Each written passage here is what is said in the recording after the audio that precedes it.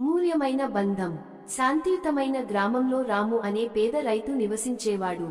అతనికి డబ్బు తక్కువగానే ఉన్నా ప్రేమతో నిండిన హృదయం ఉండేది.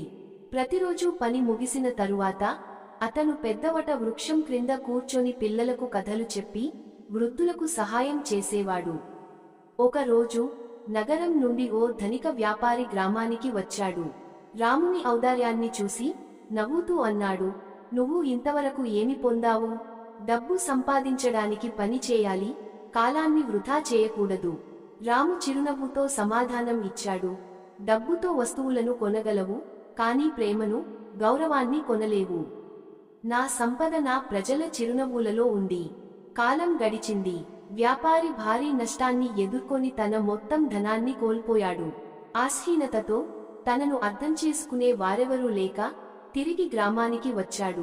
కానీ రాము గ్రామస్తులతో కలిసి అతనిని ప్రేమతో ఆహ్వానించాడు.